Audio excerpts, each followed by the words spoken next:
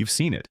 A protest dies down, a scandal fades, a policy gets passed, and no one blinks. People grumble, they post, they argue at dinner, but when it counts, they comply. They show up to vote for the same types. They defend the rules that trap them. They lash out at anyone who questions the script. Not the system itself. It's not stupidity. It's not apathy. And it's not brainwashing in the way people like to think. It's comfort. It's identity. It's the fear of what would happen if all this collapsed. You're told the system protects you, but what if it's the other way around? What if people protect the system? Even when it's cruel, even when it doesn't work, even when they suffer under it. Because the truth is, most people would rather be secure in a lie than exposed in the unknown. Erich Fromm saw this clearly in Escape from Freedom. When real freedom is offered, most reject it. Not because they love control, but because they fear the responsibility of being fully free. You want a routine, a flag, a map. Something to stand on that says, you're safe here.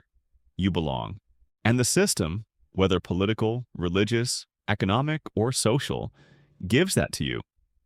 Not because it's good, but because it's familiar. And when someone questions it, challenges it, or tries to leave it, what happens? They're seen as a threat, not just to the power above, but to the people inside. So here's the real question. Why do we defend the thing that keeps us small? Why do we guard the cage? And how far would we go to silence the person who points to the lock?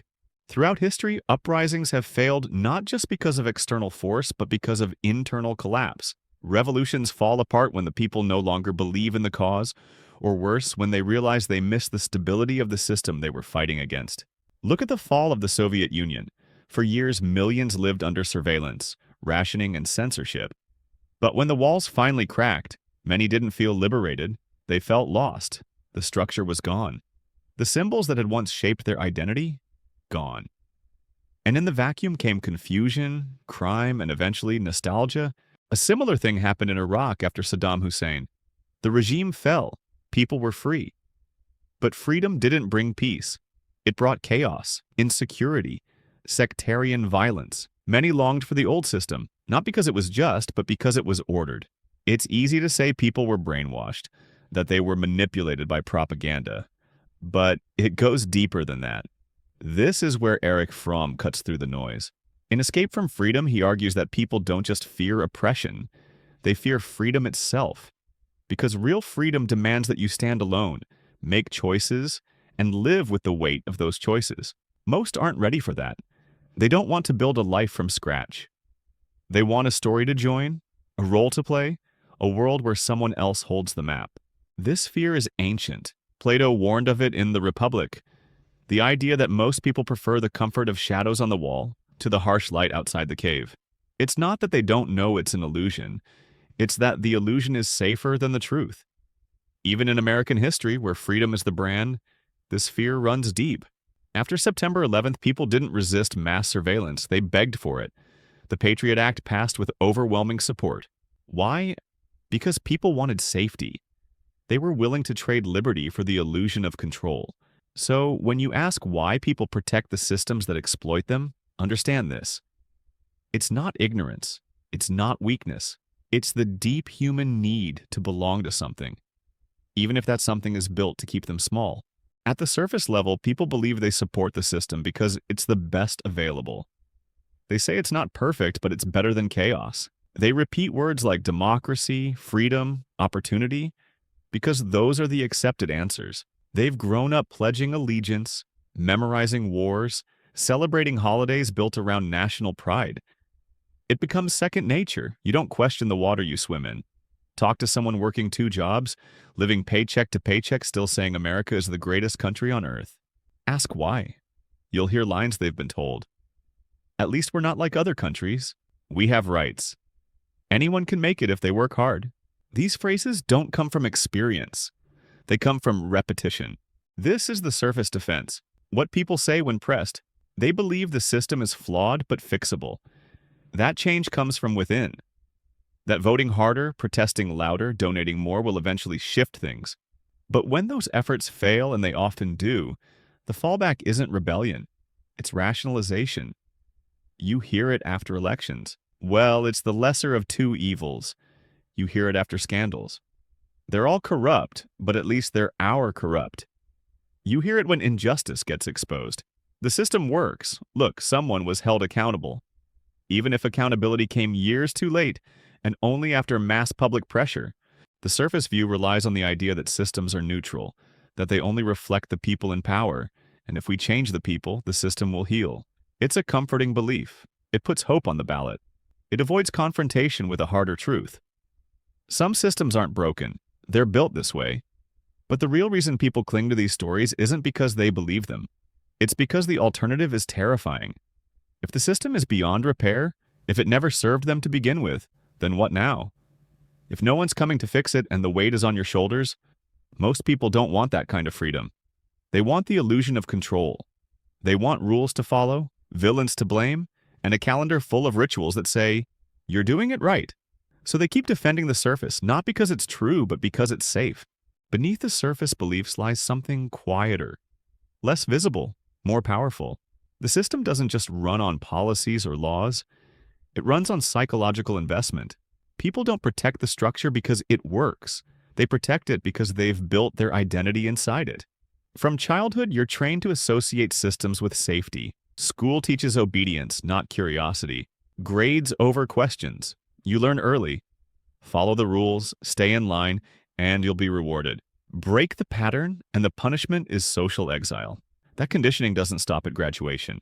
It hardens into a worldview. The government isn't just a bureaucracy, it's the parent figure. The church isn't just a place of worship, it's moral authority. The economy isn't just trade, it's how you measure your value. People internalize the system. It becomes them. Their status, their job, their belief in fairness, in order, all of it hangs on the idea that the structure is at least mostly right. If you challenge that, you're not just attacking an idea. You're threatening their sense of self. That's why people react so strongly when you question foundational myths. Suggest that elections are theater, that justice is selective, that freedom is managed, and you won't just face disagreement, you'll face rage. Not because they've thought it through, but because you're destabilizing the scaffolding that holds up their entire world. This is what makes systemic control so effective. It doesn't need constant force, it just needs buy-in, and buy-in doesn't come from logic. It comes from repetition, ritual, and fear of exile. The architecture of belief is more durable than any law. It's how people learn to police themselves and each other. Look at how language is shaped.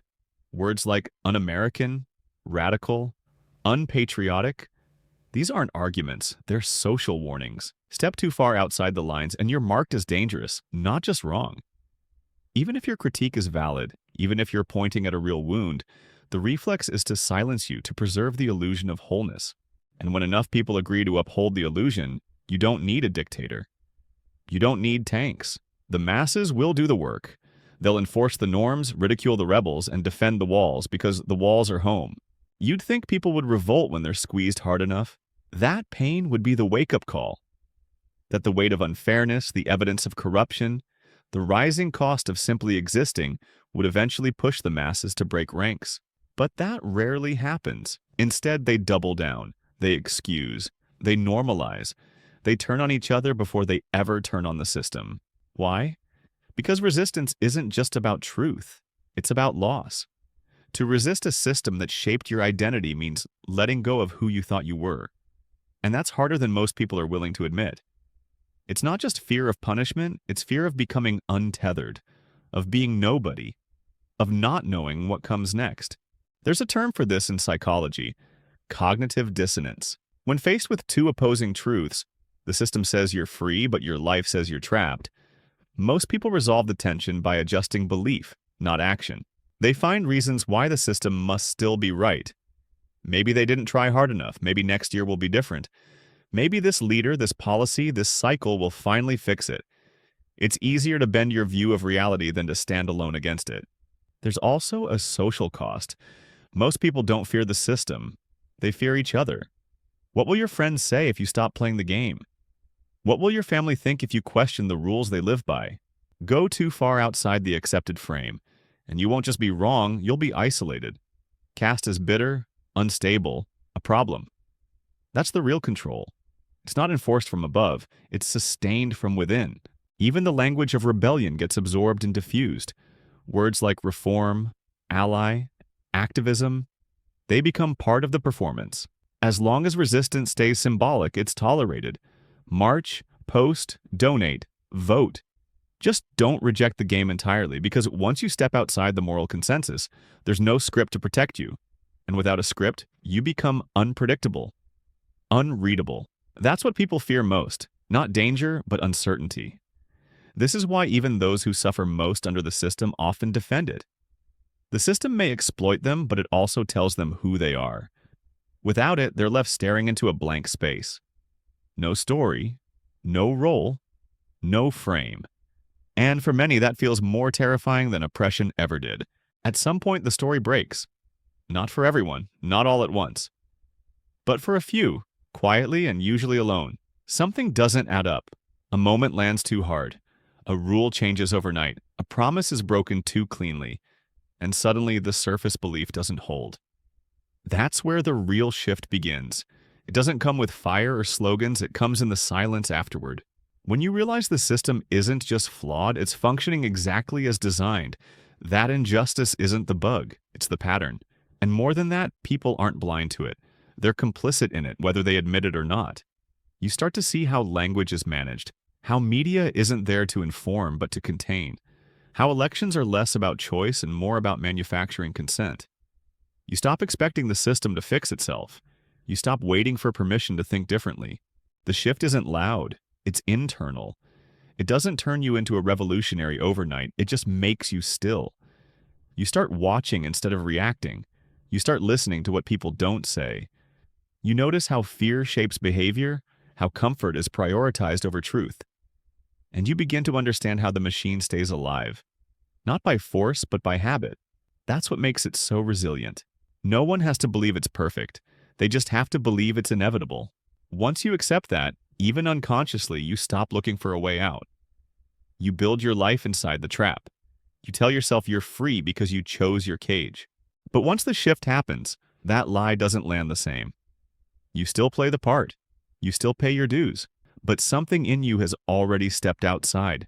And from that distance, you can finally see the edges of the script. Not as something sacred, just as something made. Written by someone. Maintained by many. And only real for as long as enough people believe it. The shift isn't about waking up, it's about stepping back. Watching the system without needing to fight it or fix it. Just seeing it for what it is, an agreement. Fragile, persistent, and built on fear disguised as order. The system never says it outright, but the rule is clear. Don't ask who benefits. You can question policies, you can argue about methods, budgets, even ethics. But the minute you trace the outcome back to intent, when you suggest that maybe the suffering isn't accidental, maybe the chaos is profitable, you're labeled a threat. Conspiratorial, cynical, dangerous. This is the boundary no one talks about.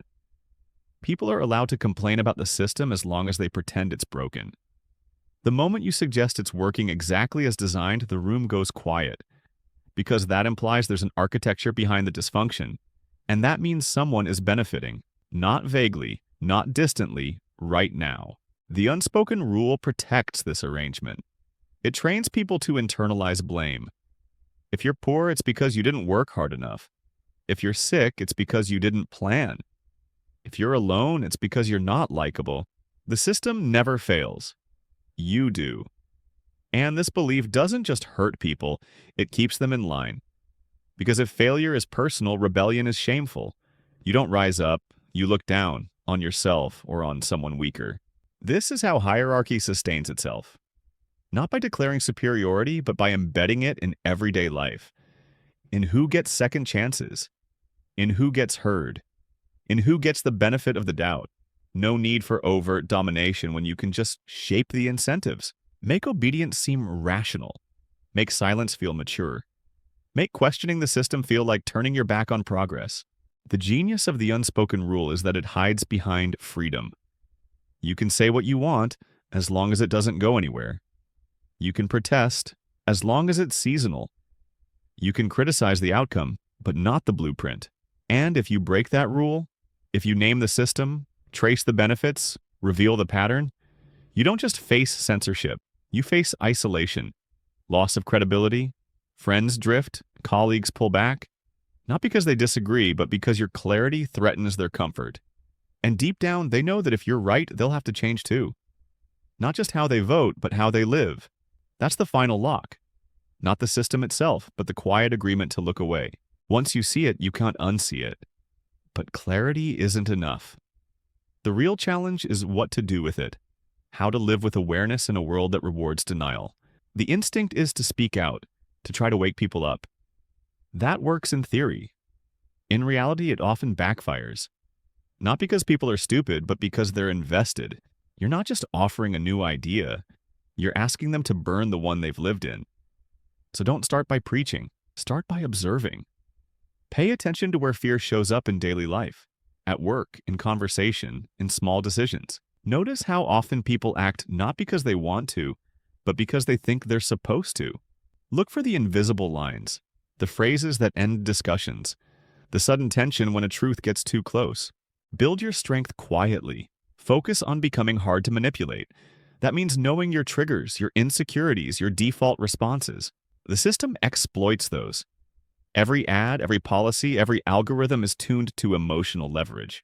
When you know how you're wired, you stop being predictable. That's power. Create space between stimulus and response. That gap is where real freedom lives. You don't have to react to every headline, every outrage, every social demand. Sometimes clarity is simply refusing to be rushed. Learn to speak in ways that bypass resistance. Not to manipulate, but to make room. Most people aren't ready to hear the whole truth, but they'll respond to precision, to calm, to questions that make them think instead of defend. Instead of telling someone they're in a cage, ask what would happen if the cage disappeared. Ask who they'd be without the roles they've been handed. And when the system pushes back, which it will, don't flinch. Expect it. You may lose comfort, but you gain something deeper: integrity. You know where you stand, even if you stand alone. And that's not isolation. That's clarity. That's the beginning of real connection. With people who see what you see and live like it matters. Most won't follow. Some will fight you, but a few will meet your eyes and nod. And that's enough.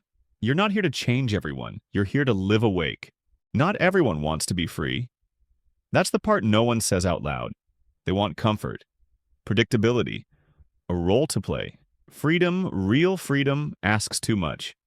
It strips away the excuses. It leaves you standing without a script. And so the system endures, not just because it has power, but because it has permission. Millions of quiet nods, daily compromises, and people saying, that's just how it is. That's the real machinery, not violence, agreement. But once you step outside, even a little, you see it for what it is. A structure held together by fear of collapse.